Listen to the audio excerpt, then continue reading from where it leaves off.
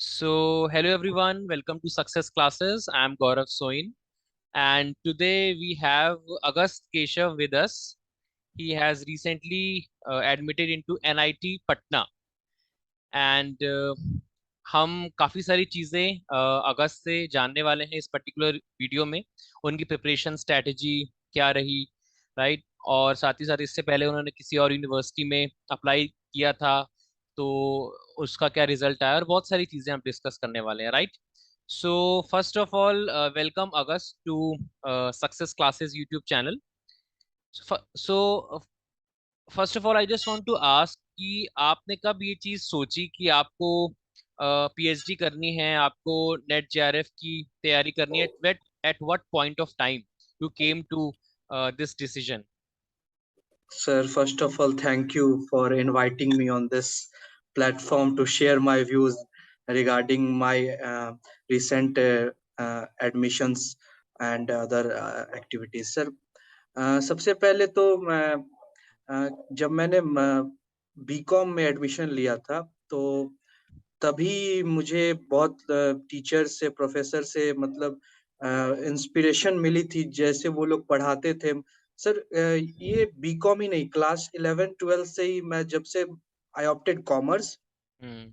तब से मुझे मतलब मैंने पढ़ाई और पढ़ाने लिखाने में थोड़ी रुचि रखना स्टार्ट कर दिया। तो मुझे लगा कि मुझे इसमें थोड़ा आगे बढ़ना चाहिए। तो मैंने जब अपने सीनियर्स से, अपने टीचर्स से इन सब के बारे में जब पूछा कि सर, ये अगर मैं इसको ही फर्दर अपना कैरियर एज़ अ कैरियर लेके चलता हूँ, तो क्या उसमें मुझे कैसे क्या करना पड़ेगा? तो टीचर्स ने मुझे बहुत अच्छे से एक्सप्लेन किया, क्योंकि सर अगर एक अच्छा गाइड मिल जाए, अगर एक अच्छा मोटिवेटर मिल जाए, या फिर हमें बता सके कि आपको करना क्या, अच्छे तरीके से एक्सप्लेन कर सर। तो जैसा आपका चैनल है सक्सेस क्लासेस, तो सक्सेस मिलना स्वाभाविक है सर, और वो मिलेगा ही। तो उन्होंने मुझे बताया कि आप मास्टर्स करो और मास्टर्स में एमकॉम करो। और फिर मैंने सर मास्टर्स के दौरान ही जब टीचर्स लोगों से पूछा, तो उन्होंने बोला कि आप नेट और जेआरएफ की प्रिपरेशन करो, क्योंकि सर जेआरएफ थोड़ा अपर लेवल का होता है। तो मेरा जब क्वेश्चन स्टार्टिंग में रहता था ड्यूरिंग माय फर्स्ट सेमेस्टर की, सर मैम, जेआरएफ के लिए क्या करना होगा? नेट के लिए क्या करना होगा? तो टीचर्स बोलते थे, आप अभी स्टार्ट किए हैं अपना मास्टर्स, थोड़ा आप अभी इस पे ध्यान दो। तो हम बोलते थे ओके मैम, आपके पास लिमिट है, टाइम लिमिट है, 30 इयर्स की लिमिट है, तो अभी इस पे थोड़ा ध्यान दो। मैंने बोला ठीक है मैम। फिर जैसे ही फर्दर मैं प्रोसीड कर रहा था नेक्स्ट सेमेस्टर में, तब टीचर्स ने अच्छे से एक्सप्लेन किया और मुझे मेरा जवाब मिल गया। क्यों वो बता रहे थे कि अभी थोड़ा वेट करो, मैं अच्छे से एक्सप्लेन करूंगा, क्योंकि सर मास्टर्स जो होता है वो, अगर हम एकेडमिक वर्क में जाना चाहते हैं, रिसर्च वर्क में जाना चाहते हैं, तो मास्टर्स एक बेस होता है सर। बेस तो सर स्टार्ट हो जाता है स्टार्टिंग से, ग्रेजुएशन से, लेकिन मास्टर्स को एक्चुअल में बेस हम कह सकते हैं सर। तो टीचर्स ने मुझे बताया ये नेट जेआरएफ का कॉन्सेप्ट, तो उस सबको सुन के मुझे और मतलब एक्साइटमेंट होने लगी। हाँ, ऐसे हम अपना स्टार्ट करेंगे और ऐसे सब कुछ करेंगे। बट उस टाइम क्या था सर, कोविड वगैरह तो थोड़ा बढ़ गया था।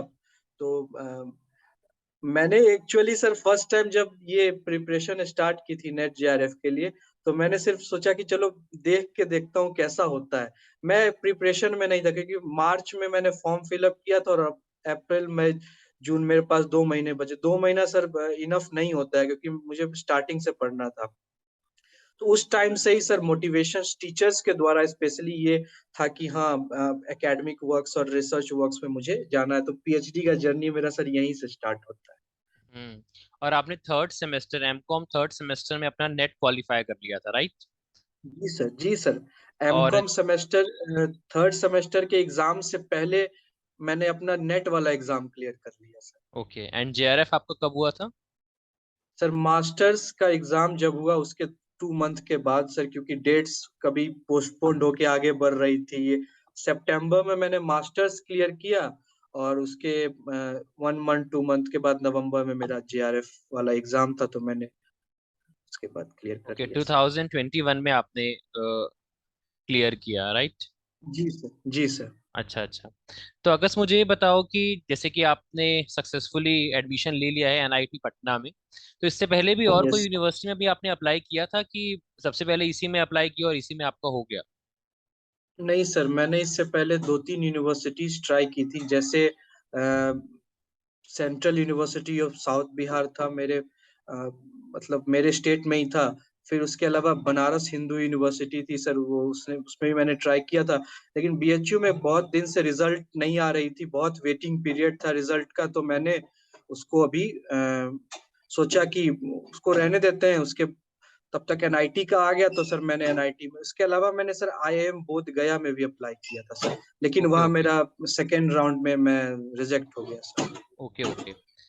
तो मुझे आप ये बताओ अगस्त की, जब ऐसे आपने बताया कि आप रिजेक्ट हो गए थे, तो आपने वो जो डिमोटिवेशन आता है ना, उसको आपने कैसे ओवरकम किया, है ना?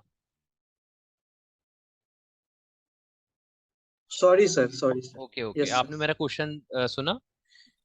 नहीं कई सर। कई बार आप अभी जैसे आपने बताया ना कि आपको रिजेक्शन हासिल हुआ था जब आपने आईआईएम बोधगया में अप्लाई किया था, तो आपने कैसे ओवरकम किया जब आपके अंदर डिमोटिवेटेड आप हो गए, आपके अंदर नेगेटिव फीलिंग आने लग गई, feeling of the failure, sir. तो कैसे आपने अपने आप को बूस्ट अप किया, मोटिवेट किया?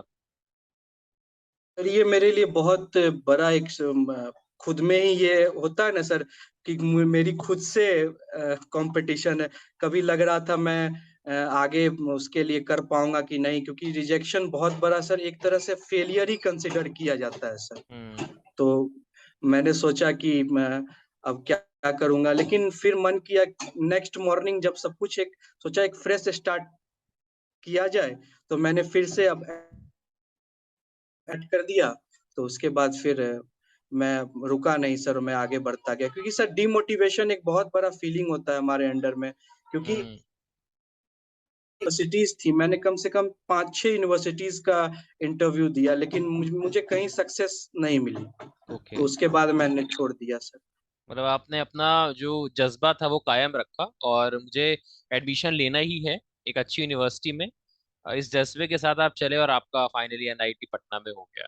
That should be the spirit. और आप मुझे ये यस। बताओ अगस्त, आपकी प्रिपरेशन स्ट्रेटजी क्या थी एनआईटी पटना के लिए? आपकी जो वीकनेसेस थी उसको कैसे आपने ओवरकम किया? जो वीकनेसेस आपने फेस की अलग अलग यूनिवर्सिटीज में, उसको कैसे ओवरकम किया, उसको कैसे स्ट्रेंथ में कन्वर्ट किया और फिर आपने एनआईटी पटना में जो है अप्लाई किया? कैसे किया आपने ये? सर पता है, हर हर इंटरव्यू के बाद सर कुछ ना कुछ सीखने को मिलता है सर, क्योंकि हम्म हर बार कुछ ना कुछ वीकनेस ऐसी रह जाती थी, कुछ ना कुछ ऐसा शॉर्टकम्स रह जाता था सर, जिससे लगता था कि पिछले बार से अगर ये अच्छा इस बार कर रहा हूँ, तो इस बार ये कमी रह जा रही है। तो सर बहुत ये वीक होता है ना सर, शॉर्टकम्स का भी एक्सपीरियंस हो गया था सर, कि हम्म यहाँ यहाँ शॉर्टकम्स हो रहे हैं, चलो इस एरिया को सबसे पहले स्ट्रॉन्ग किया जाए। और हम्म सब मेन था सर कि जैसे मैंने आपका मॉक इंटरव्यू वाला लिया था सर, और हम्म वो जो हाल फिलहाल में ही लिया था सर, ज्यादा दिन नहीं हुए थे, और उसके 1-2 मंथ के बाद एनआईटी का इंटरव्यू था सर।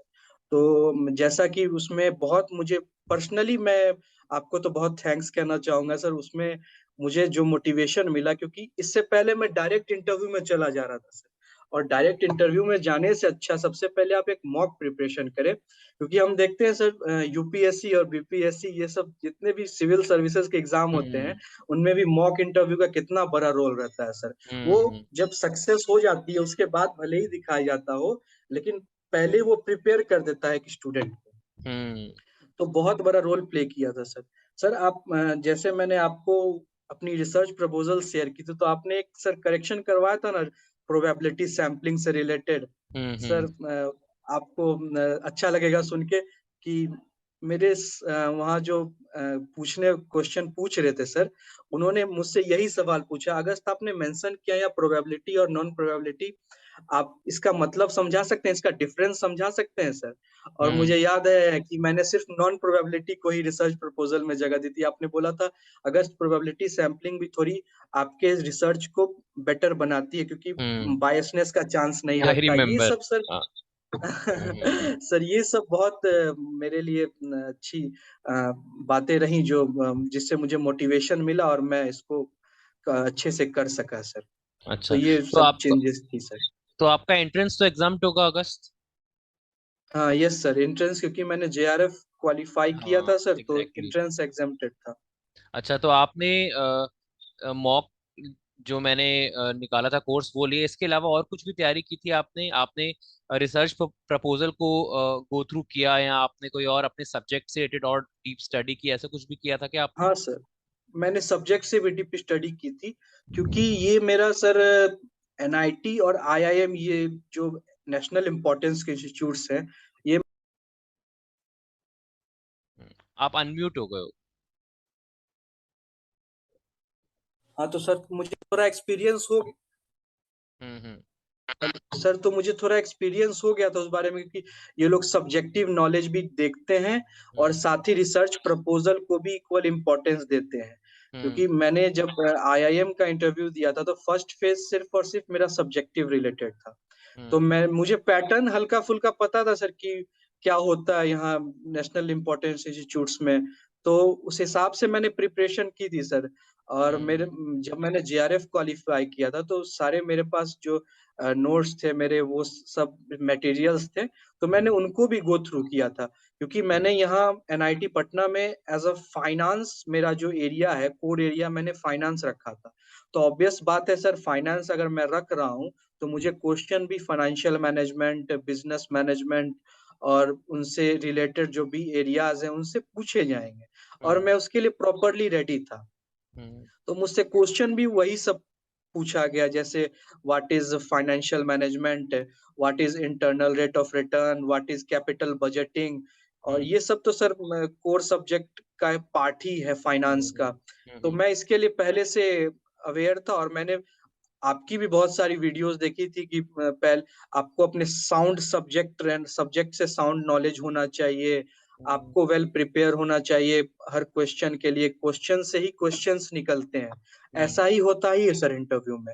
जब मैं उनको एक्सप्लेन कर रहा था व्हाट इज कैपिटल बजटिंग, तो लास्ट में उसका कुछ आ रहा था तो सर उससे क्वेश्चन पूछ रहे थे। तो हम्म। ये नॉर्मल चीज है सर जो फेस हम्म। करना ही होता है सर। और तो इसके लिए अगर आप पहले से हम्म। प्रिपेयर रहेंगे तो सही रहेगा सर। हाँ, तो अगस्त आपका जो इंटरव्यू था वो बायलिंगुअल था, या आपने सिर्फ इंग्लिश लैंग्वेज यूज की? क्योंकि बहुत सारे सब्सक्राइबर्स पूछते रहते हैं कि सर हम हिंदी बोल सकते हैं या हमें सिर्फ इंग्लिश बोलना पड़ता है, तो आपका कैसा था इंटरव्यू? सर मेरा इंटरव्यू सर टोटली इंग्लिश में था सर। ओके। तो मैं गड़बड़ नहीं हुई सर, 2-3 बार प्रैक्टिस भी हुआ था सर, और मॉक इंटरव्यू भी इंग्लिश में क्योंकि हमने दिया था सर, मॉक हम्म। इंटरव्यू इंग्लिश में था। और इंग्लिश की प्रैक्टिस भी रेगुलरली करता था मैं। और हम्म। जितने भी इंटरव्यूज अभी तक दिए हिंदी में बहुत कम ही था सर, तो थोड़ा उसका मुझे बेनिफिट मिला सर। इसलिए मैंने मॉक में कोशिश की थी कि मैं इंग्लिश में ही आपसे बात करूं और इंग्लिश में ही आपसे क्वेश्चंस पूछूं, जिससे आपको जो इंग्लिश का फियर है वो दूर हो जाए।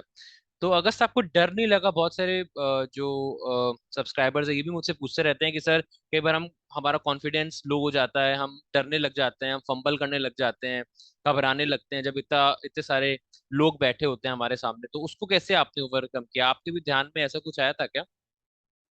सर एक एक दो जगह मुझे लगा कि मैं कहीं मुझसे कोई गलती ना हो जाए, ओवरकम उस टाइप का होने लगा। लेकिन सबसे पहले मैंने अपने आप को अंदर से शांत किया, और एक जैसे फैकल्टी क्वेश्चन पूछ रहे थे ना, तो हम्म। स्माइलिंग सा फेस बना करके मैंने उसका सामना किया सर।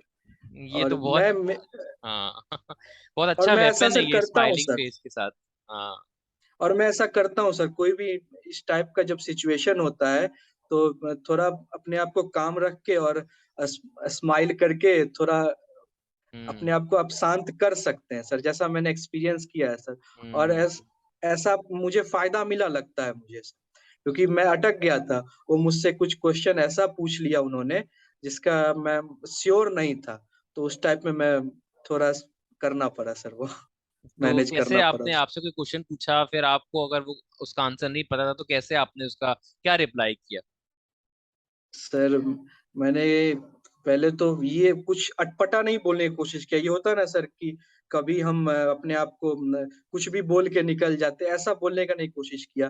पहले तो बोला sir I I can't explain this clearly, sir don't mind please, because I can't know everything, so please hmm. Consider में।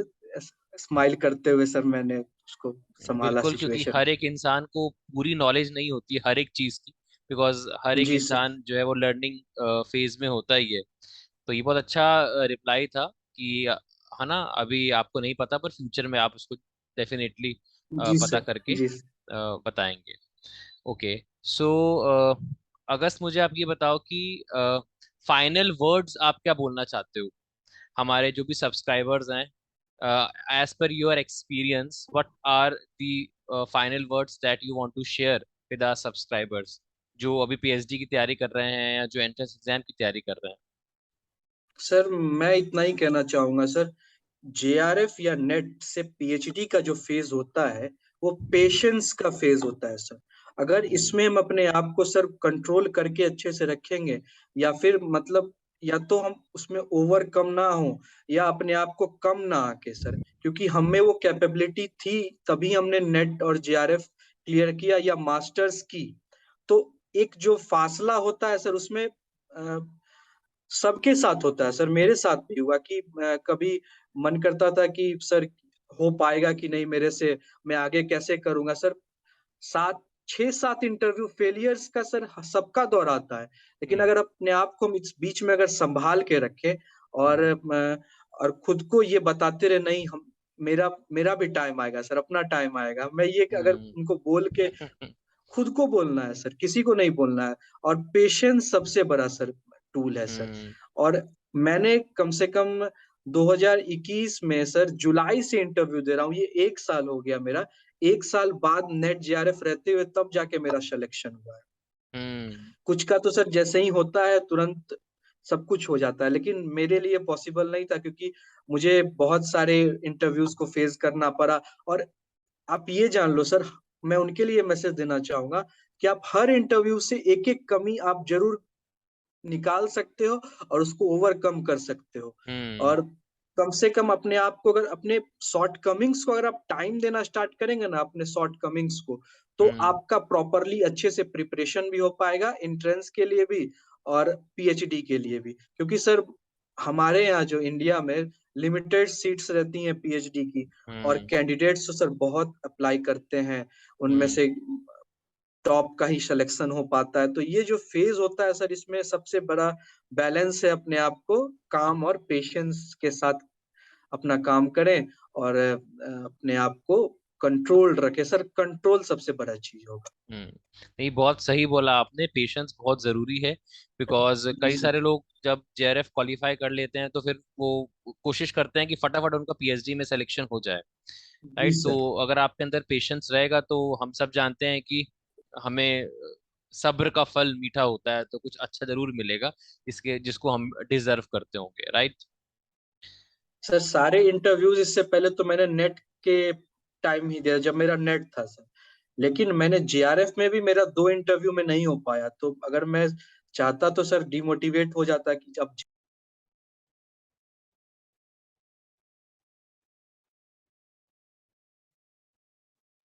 मैं हम्म।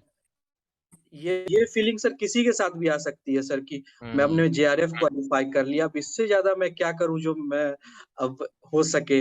लेकिन मैंने सोचा नहीं, अब अगर ये सब सोचने लगा तो फिर तो नेक्स्ट जो होगा वो गड़बड़ हो जाएगा, वो उसमें प्रॉब्लम आ जाएगी। तो अपने आप से थोड़ा बातें करना भी अच्छा रहता है और खुद हम्म। को भी मोटिवेट करना, सेल्फ मोटिवेट आप खुद को कीजिए, मोटिवेट नहीं हो जाएगा, हो जाएगा। बहुत सही बोला आपने। सेल्फ मोटिवेटेड अगर आप रहोगे तो फिर आपको कोई भी किसी भी इंस्पिरेशन की, किसी भी मोटिवेशन की जरूरत नहीं है, क्योंकि आप खुद अपने आप में एक मोटिवेशन बन जाओगे। So thank you so much Agast, बहुत अच्छा लगा, आपने बहुत अच्छी अच्छी बातें शेयर की। आई होप हमारे सब्सक्राइबर्स इन बातों पे अमल करेंगे और डेफिनेटली उनका भी एक अच्छी यूनिवर्सिटी में पीएचडी में सिलेक्शन हो जाएगा। राइट। सो थैंक बिल्कुल you so sir. Much Agast for giving your time. I और एम ऐसे ही ऑल्सो आप। हाँ। थैंकिंग यू सर बिकॉज बहुत कुछ सीखने को मिला। आपको ये हो सर, और मैम को, जैसे नवदीप मैम का भी मैं 1-2 साल से हर चीज में कंटेंट आप लोग का सर जो रहता है वो स्टूडेंट के लिए बहुत बेनिफिशियल रहता है सर। चैनल के थ्रू या फिर आपके वेबसाइट के थ्रू और यूट्यूब के थ्रू सर बहुत हेल्पफुल रहता है सर। हाँ जी। So thank you so much Agast, ऐसे ही आप आगे बढ़ते रहें अपनी जो भी सक्सेस स्टोरी है आगे, ये this is not the ending. हम चाहते हैं फटाफट आप यस सर। पीएचडी भी अपनी कंप्लीट करें और एक हम इट्स आपकी वीडियो पीएचडी कंप्लीट होने के बाद एक सक्सेस स्टोरी फिर रिलीज करें, right? Sir, it's beginning sir, it's just हाँ, beginning sir. yes, yes, it's a beginning. So thank you so much, all the very best thank you and sir. congratulations for your selection, right? और ऐसे ही important content oriented videos हम लाते रहेंगे. Have a very nice day ahead and bye bye. Thank you sir.